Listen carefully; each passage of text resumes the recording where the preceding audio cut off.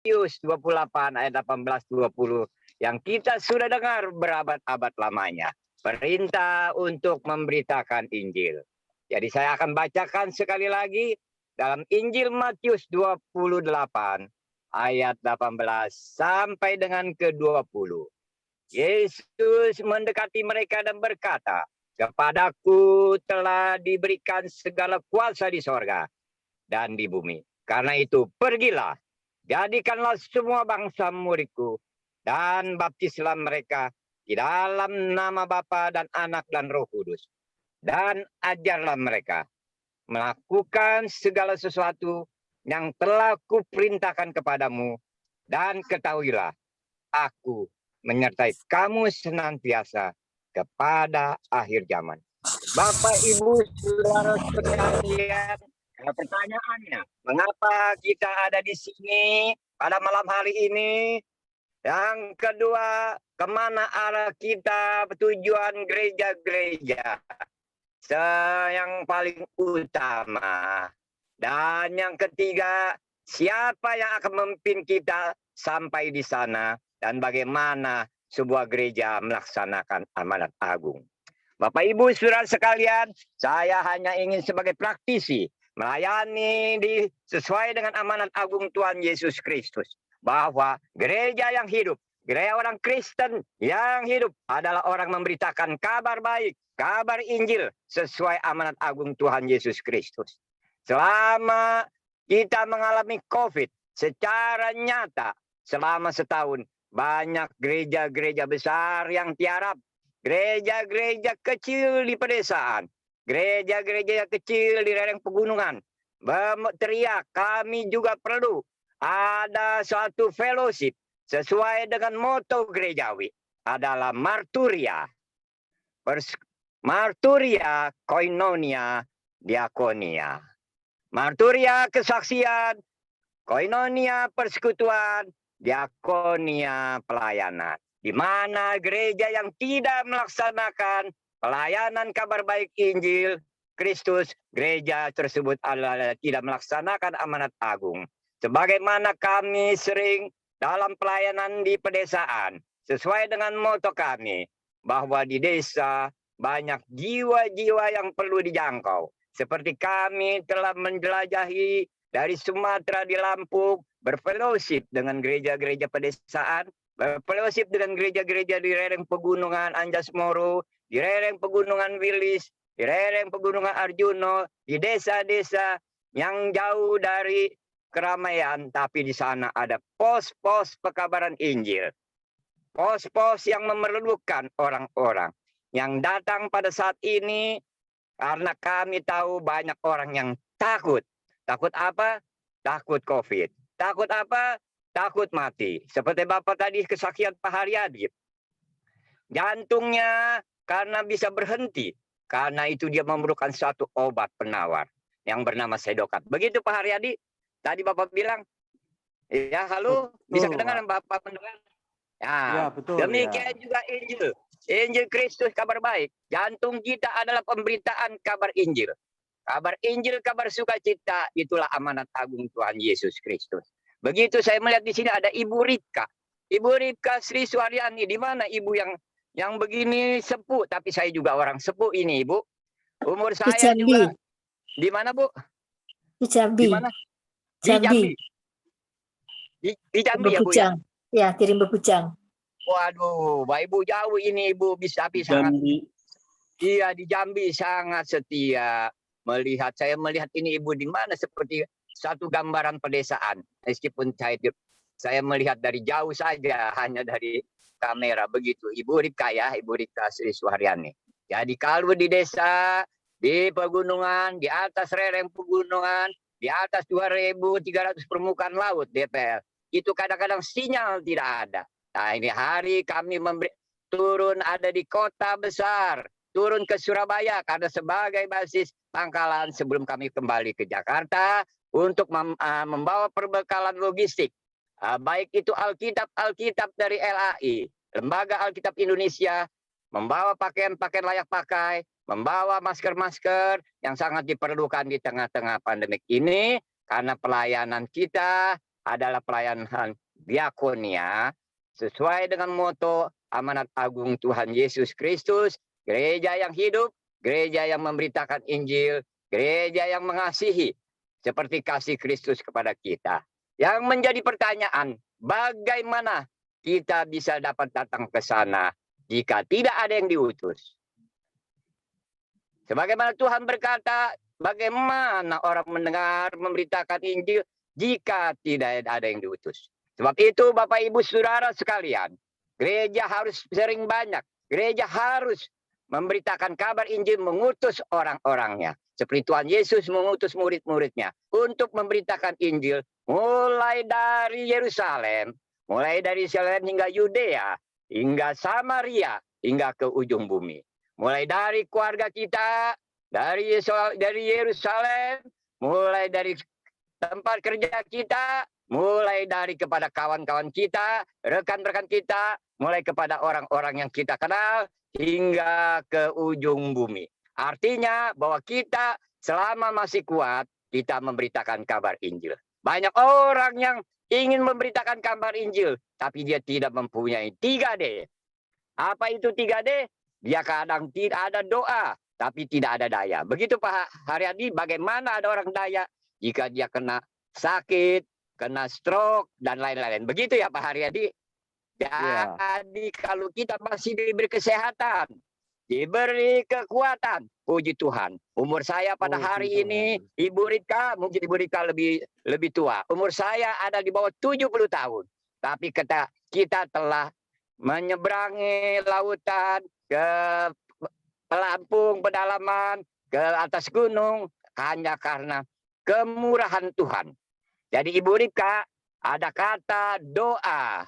Pak Haryadi, ada kata daya. Karena kita diberi kesehatan. Ada kata dana. Jadi gereja memerlukan doa juga. Selain daya dan dana. Bagaimana kita dapat ke sana? Ke satu daerah jika tidak ada daya, tenaga, tidak ada dana. Selain doa tentunya. Begitu Bapak Ibu Saudara sekalian. Jadi kita saling bekerja sama. Bersinergi. Jadi sesuai dengan moto firman Tuhan. Sesuai dengan moto gerejawi. Marturia, koinonia, diakonia. Bapak Ibu, saya hanya membagikan sharing pengalaman saya, pengalaman kami selama di tengah pandemi COVID. Sebelum Natal, Tahun Baru, hingga Paskah, hingga kenaikan Tuhan Yesus, dan turunnya Roh Kudus pada Pentakosta minggu depan. Pertanyaannya, mengapa kita bertemu ada di sini untuk membahas amanat agung Tuhan Yesus Kristus? Yang kedua, kemana arah kita dalam misi dan visi misi kita? Ketiga, siapa yang akan memimpin kita selama dalam pemberitaan firman Tuhan? Jadi kita saling berinteraksi dalam beberapa menit sebelum kami melontarkan pertanyaan-pertanyaan, dan Bapak Ibu juga saling berinteraktif, kita saling bertanya jawab. Salam hanya beberapa menit lewat Zoom. Tetapi dalam kenyataannya kami dalam pemberitaan Injil di lereng-lereng pegunungan, di pedesaan, kita harus menginap. Menginap artinya perjalanan 1 hari, pulang 1 hari, pelayanan 2 hari, otomatis semua bisa sampai 3-4 hari sampai sepekan. Jadi karena ikut Yesus juga harus bukan hanya enaknya saja, tetapi juga kita harus memikul salibnya Kristus. Haleluya. Bapak Ibu Saudara sekalian, jika kita melayani di suatu daerah, maka kita harus istilahnya seperti kita orang bersaudara. Jadi di satu daerah kita harus permisi, ulun nuwun dengan adat budaya kultur setempat. Jika kita datang juga tidak dengan tangan hampa. Karena apa? Seperti kita membesuk orang sakit, misalnya kita jangan bisa hanya berdoa saja, tetapi juga kita bawa sedikit oleh-oleh, misalnya jeruk dan lain-lainnya. Di dalam kita pelayanan kami juga dengan beberapa tim, kami membawa perbekalan logistik yang telah dititipkan dari Lembaga Alkitab Indonesia berupa Alkitab yang untuk dibagikan, disalurkan juga pakaian-pakaian layak pakai, juga masker-masker yang sangat berguna di tengah pandemik ini. Karena apa? Sesuai dengan protokol 3M, 5M. Jadi kita harus menjaga jarak, mencuci tangan juga, memakai masker. Jadi Bapak Ibu, kita harus taat kepada pemerintah dalam setiap pemberitaan Injil. Kita juga harus taat kepada pemerintah sebagai hamba Allah. Jadi Bapak Ibu, saudara sekalian, di dalam pemberitaan Injil di tengah-tengah pandemik ini, kami sudah hampir beberapa bulan berjalan. Orang sampai heran, bagaimana Bapak bisa jalan-jalan ke sana? Oh, kita bukan jalan-jalan. Kita adalah traveling mission trip sesuai dengan amanat agung Tuhan Yesus Kristus. Jadi Bapak, Ibu, Saudara sekalian, jika kita memberitakan Injil, kabarkanlah Injil itu dengan sukacita. Dengan hati yang gembira. Karena apa? Karena hati yang gembira adalah obat yang manjur. Amsal 17 ayat 22. Di dalam keponakan saya juga pun berkata, saya punya kedua keponakan saya, Dr. Aldo dan Dr. Dirgo selalu berkata, Om, hati yang gembira adalah obat. Karena apa? Karena di dalam tubuh kita mempunyai zat-zat endorfin dan serotonin yang menangkal virus-virus, menangkal radikal-radikal virus yang berupa yang kita takutin COVID atau Corona. Tetapi juga kita berdoa. Karena doa adalah orang yang beriman, doa penyertaan Tuhan Yesus. Sebagaimana dia berjanji dalam ayat yang terakhir, aku akan menyertai kamu senantiasa kepada akhir zaman. Bapak Ibu Saudara sekalian, di dalam Zoom memang kita tidak bisa terlalu banyak mengenal, tetapi di dalam pelayanan nyata, wujud pelayanan nyata di pedesaan-pedesaan, kita harus saling berinteraksi. Dengan adat istiadat kultur budaya setempat, dengan pendekatan secara budaya lokal setempat. Jadi kalau kita berbahasa di daerah Jawa, kita berbahasa Jawa. Kalau di Ambon, beta, katong semua basudara. Manado kita di sana bila orang basudara. Jadi kita harus melayani dengan hati, dengan gembira, dengan pujian, sesuai dengan amanat agung Tuhan Yesus. Maka Tuhan menyertai senantiasa dalam perjalanan kita. Bapak Ibu Saudara sekalian, tadi kesaksian indah dari Bapak Haryadi, bahwa beliau kena pesakit jantung, harus makan obat sedokat, dan lain-lainnya. Puji Tuhan, kalau Tuhan memberikan kesehatan pada kita, kita bisa berjalan karena ada penyertaan roh Tuhan. Ada haleluya Bapak Ibu Saudara sekalian. Puji Tuhan. Jadi kita belajar bahwa kita, kemurahan kita, bisa belajar akan pelayanan di hari-hari kita di tengah pandemik ini. Banyak gereja-gereja besar, gereja-gereja megachurch pada hari-hari terakhir sebelum yang sekarang dibuka. Mereka pada tiarap. Gereja adalah tubuh kita. Gereja bukanlah gedung. Gereja adalah eklesia. Eklesia artinya kita harus dipanggil keluar dari zona yang nyaman. Beritakan Injil Kristus kepada setiap orang, kepada setiap bangsa. Tuhan menyertai kita semua. Jika Bapak Ibu ada pertanyaan dalam beberapa menit sebelum kami makan malam, kami juga akan menjawab secara singkat, padat, dan menjadi berkat. Jadi yang pertanyaan pertama yang kami akan lontarkan kepada Bapak Ibu Saudara sekalian, apakah setiap orang Kristen wajib memberitakan kabar Injil? Apakah setiap orang Kristen mutlak atau absolut memberitakan kabar Injil Yesus? Lalu bisa didengar Bapak Ibu Saudara sekalian? Wajib. Wajib. Wajib. Kami berkhotbah di STT Tribakti Cilincing, Jakarta Utara. Di bawah pimpinan Dr. Panggabean, kami memberikan Bible quiz pertanyaan. Apakah setiap orang Kristen, apalagi mahasiswa teologi, apakah wajib memberitakan Injil? Jawaban mereka betul. Kita harus wajib memberitakan Injil secara absolut, mutlak sebagai orang Kristen. Yang kedua, apakah kita dalam melaksanakan amanat agung Tuhan Yesus Kristus harus senantiasa selain berdoa, selain kita diberi kesehatan, dan juga kita selain juga harus ada perbekalan.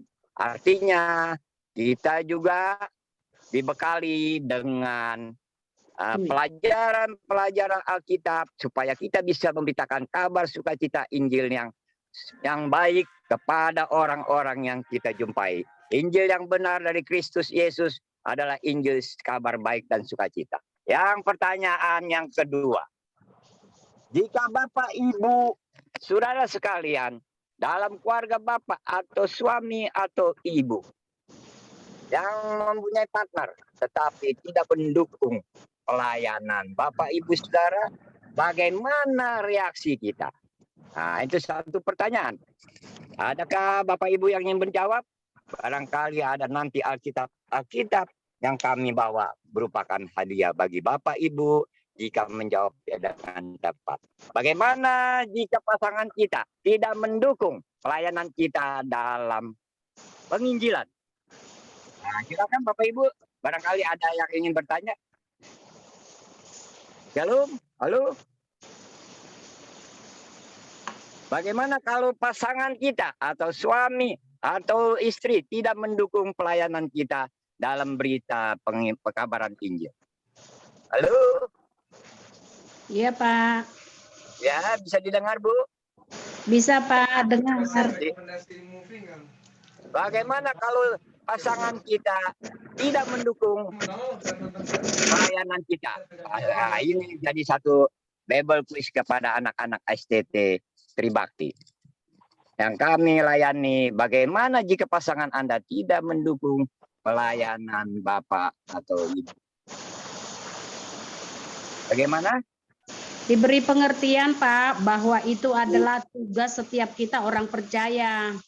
Amin. Jadi tugas kita orang percaya adalah memberitakan kabar sukacita kepada setiap orang, kepada orang-orang yang kita jumpai sesuai amanat agung Tuhan Yesus Kristus.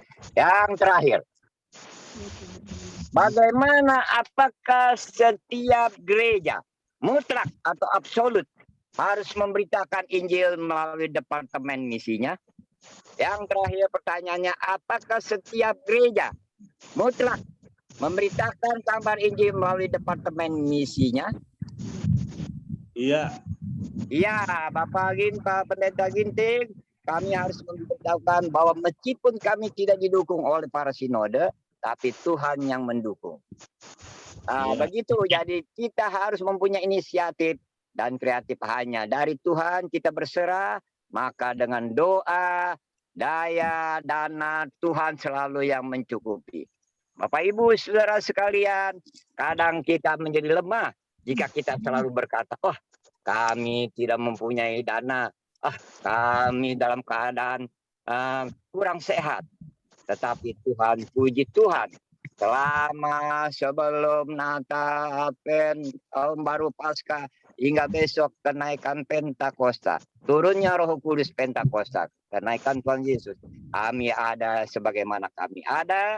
Itu bukan kuat dan gagah kami, tetapi itu karena kasih karunia Tuhan Yesus Kristus. Haleluya, Bapak Ibu saudara sekalian. Haleluya. Pertanyaan terakhir, bagaimana caranya gereja mengutus para misionarisnya ke tempat-tempat yang dituju, tempat-tempat pedalaman? Kita saling sharing bagaimana cara gereja mengutus para misionaris ke tempat-tempat pelayanan. Harus membuat pelatihan, Om. Halo ya Pak, gimana Pak? Ya, harus membuat pelatihan, pemuritan. Betul Pak, membuat pelatihan seperti yang apa? Di mana tuh? Di Malang. Iya. Apa ya? Evangelisme Center di sana ada tempat-tempat untuk melatih para penginjil, melatih para hamba-hamba Tuhan, membekali para hamba Tuhan, baik itu pendeta, penginjil, untuk selalu bersemangat on fire dalam pemberitaan kabar Injil. Bapak Ibu Saudara sekalian, sebelum kami tutup tentang kesaksiannya, bahwa kami pelayani dalam beberapa bulan dalam pelayanan di gereja, kadang kami tidur khotbah di gereja, pagi, siang, sore, malamnya juga tidur ya di mimbar. Jadi seperti kami dulu berada di Lampung, pelayanan sudah selama waktu bujangan hingga jadi lansia. Kami tetap konsisten, kami tetap percaya bahwa Tuhan selalu menyertai dan memelihara kami. Haleluya. Jadi Bapak Ibu, jika ada waktu, jika ada sehat, jika ada doa, daya, dan dana, maka sesuai dengan moto gerejawi, marturia, koinonia, diakonia, kita harus ingat bahwa pesan amanat agung Tuhan Yesus Kristus adalah pemberitaan kabar Injil sesuai jantungnya Kristus. Seperti Bapak Haryadi tadi, kalau jantung kita berhenti, maka berhenti pula seluruh organ tubuh kita. Karena kita adalah jantungnya Kristus dalam hal pemberitaan Injil. Biarlah nama Tuhan Yesus dipuji dimuliakan.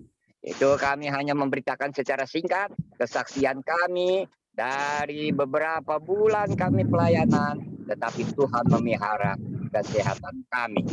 Itulah arti misi pemberitaan kabar Injil. Kalau Tuhan menyertai kita, siapakah lawan kita?